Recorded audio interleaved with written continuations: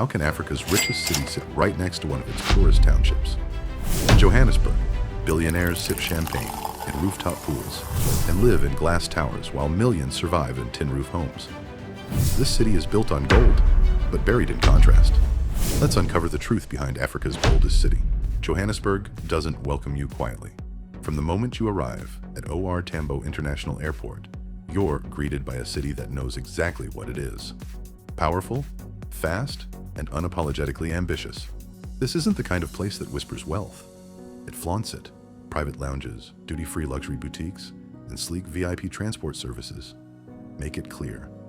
If you have money, this city rolls out the red carpet. But the real show begins when you step outside the airport and board the GO train. Built at a cost of over $2 billion, the GO train is not just a train, it's a statement. A high-speed rail line connecting the airport directly to the city's elite financial hubs, Sandton, Rosebank, and even Pretoria, the administrative capital. No traffic, no delays, just a smooth, air-conditioned glide past the suburbs of Old Johannesburg into the new world of African wealth. And when you step off in Sandton, it hits you. Glass skyscrapers, designer storefronts, luxury hotels with Bentleys parked out front. This doesn't feel like Africa as many imagine it. This feels like Manhattan. If Manhattan had a better skyline and a bit more attitude, Johannesburg wasn't built to impress tourists. It was built to move money and move it fast. And this is only the beginning. Most cities grow around rivers. Johannesburg, it grew around gold. And now, it flows on infrastructure. Unlike many African cities where movement is slow, chaotic, and unpredictable, Johannesburg runs on precision. The GO train, with its spotless cabins and tight schedules, is just the beginning. It connects the city's richest neighborhoods like arteries feeding a beating economic heart. This isn't just about transportation. It's about efficiency, speed, and image. And it shows. Drive through Sandton, and the roads feel more like polished runways than public streets. Smart traffic systems, underground parking, and entire districts designed with luxury in mind. Johannesburg doesn't wait for the world to catch up. It builds ahead.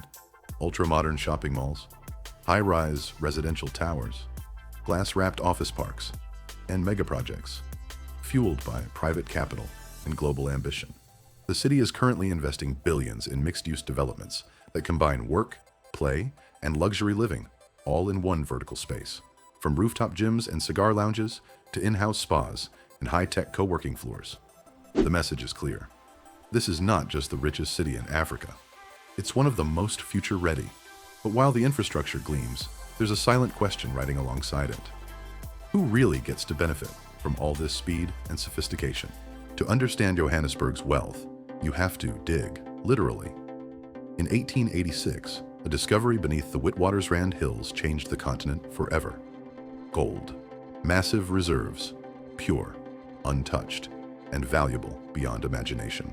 Within months, a simple mining camp exploded into a booming town. Within years, it was the economic engine of southern Africa.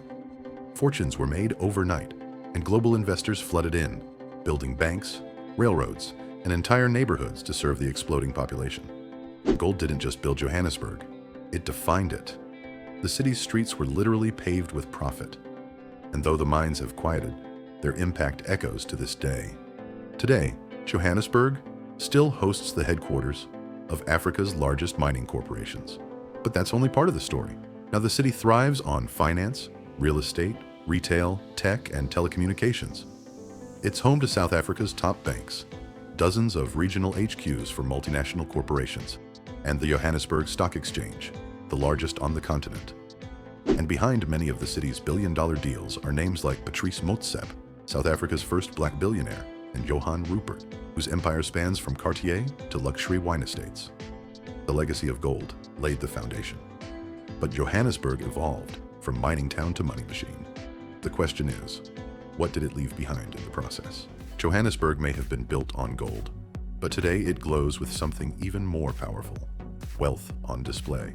Nowhere embodies that more than Sandton, the glittering heart of the city's elite. If Johannesburg is Africa's richest city, then Sandton is its epicenter of opulence. Here, luxury is not subtle. It's loud, it's polished. It purrs down the street in the form of Ferraris and Bentleys, Not tucked away in private garages, but parked confidently outside cafes and showrooms. A Rolls-Royce Ghost here can sell for nearly 9 million rand, almost $500,000. And yet, most are snapped up in days. Inside Sandton City Mall, you're not just entering a shopping center. You're stepping into a sanctuary of status. Think marble floors, glass domes, and designer brands everywhere you turn. Gucci, Prada, Cartier, Chanel, all within arm's reach, catering to a clientele that knows exactly what they're looking for. But towering above all of this is the Leonardo. At 234 meters, it's the tallest building in South Africa. But more than a skyscraper, it's a vertical kingdom. Inside are luxury apartments, rooftop bars, and penthouses priced upwards of $8 million. Residents enjoy private gyms, wine vaults, concierge services, and sweeping views of the richest square mile on the continent. This isn't a city trying to prove something. It already has. In Johannesburg, the rich don't just have money. They curate experiences around it. They build towers, buy symbols, and live life several floors above the ground. And yet, as the sun reflects off the glass facades and supercars cruise by, one quiet question lingers. Is this the true face of Johannesburg? Or just one lens of a much bigger picture? If money talks, then in Johannesburg, it builds. Real estate here isn't just about shelter. It's about legacy, status, and architectural ambition. The city's skyline, once shaped by mines, is now dominated by ultra-modern developments designed to attract Africa's elite and global investors. Luxury living in Johannesburg begins in places like Stein City, a gated community that feels more like a private country. Sprawling over 2,000 acres of manicured parklands, it offers everything from high-end apartments to multi-million-dollar mansions, golf courses, equestrian centers, private schools, and even its own heliport. Just a short drive away, you'll find the Waterfall Equestrian Estate, where homes stretch across massive lots, and each property is a self-contained world. These estates aren't just large, they're exclusive.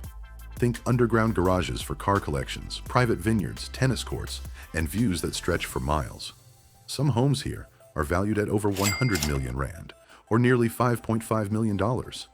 Then there's the Blue Hills area. Elegant, understated, and favored by CEOs and old money families. And of course, towering above all, the Leonardo, where a penthouse once listed for a staggering 250 million rand, making it one of the most expensive properties ever sold in South Africa. Johannesburg's luxury housing market is dynamic, resilient, and in constant evolution. It's not just about price, it's about lifestyle, privacy, and prestige. But while the city continues to build higher, more exclusive, and more extravagant, there's still another side of the real estate story most people never see. And we're about to go there next. From the penthouses of Sandton to the golf estates of Stein City, Johannesburg radiates power and privilege. But take a short drive, sometimes less than 5 minutes, and you'll arrive somewhere very different. Alexandra Township, one of South Africa's oldest and most densely populated urban settlements, just across the highway from the richest square mile on the continent. Here, there are no glass towers, tin roofs, dirt pathways, informal housing built from scrap metal and hope. Running water isn't guaranteed. Electricity cuts are common, but life pulses forward with resilience. This isn't an exception. It's part of Johannesburg's deep urban divide, a separation that's not just visible, it's geographic. Some residents in Sandton pay tens of thousands of dollars per month for views of the city skyline. Just across the freeway, others live on less than $300 per month in overcrowded multi-generational homes. This is what makes Johannesburg so unique and so complicated. It is simultaneously the city of billionaires and the city of survival. It houses Africa's largest corporations and a sprawling informal economy of street vendors, domestic workers, and minibus drivers. The wealth is real. The success is real. But so is the inequality, sometimes only a wall or a highway away. It raises a question we won't answer for you, but one that can't be ignored. How do you define progress in a city where two completely different worlds exist side by side? Johannesburg didn't just grow around wealth. It was also shaped by control. For decades, the city operated under apartheid, a system of institutionalized racial segregation that legally divided people by skin color and determined where they could live, work, and even walk. Under apartheid, black South Africans were forcibly removed from central neighborhoods and pushed into outlying areas like Soweto, a massive township southwest of the city. Entire communities were bulldozed to make way for white-only development. Public services were separated. Education, healthcare, transportation, even park benches were designated by race. And behind it all was a legal system designed to ensure that economic power stayed in the hands of a few. Although apartheid officially ended in 1994, the consequences didn't vanish with it. Urban planning, land ownership, access to credit, all still carry echoes of that history. Today, many of the wealthiest areas in Johannesburg are still predominantly white or mixed race. Meanwhile, formerly segregated areas like Alexandra and Soweto continue to face challenges tied to generations of disinvestment. But this isn't just about race. It's about legacy. Who had a head start? Who inherited land? Who had access to capital? And who was left out? Understanding Johannesburg's present means acknowledging its past. Not to dwell on it, but to recognize how a city this modern, this dynamic, can still carry the architecture of inequality in its foundations. And yet, despite it all, a different kind of economy is rising. And it's happening in places where few are looking. In Johannesburg, success wears many faces. For every executive in a glass office tower, there's a street vendor selling breakfast at 6 a.m., a barber working from a converted garage, or a minibus driver navigating the city's chaotic pulse. This is the informal economy, and in many ways, it's the engine that keeps Johannesburg alive. An estimated 1 in 3 South Africans works in the informal sector. That means no corporate benefits, no stable paycheck, and no safety net, but also no limits. From Soweto to Alexandra, entire neighborhoods run on creativity and hustle. People build businesses from shipping containers, sell tech services from sidewalk kiosks, and transform backyard rooms into rental income. It's not just about survival. It's ingenuity in motion. The rules are different here. Credit is rare. Ownership is shared. Trust is everything. And in a system that didn't include them, people have created one of their own. Interestingly, home ownership rates in the townships are surprisingly high. Why? Because during South Africa's democratic transition, policies were put in place to give land and property rights back to people who had been excluded for generations. These homes, sometimes modest, often overcrowded, are more than shelter.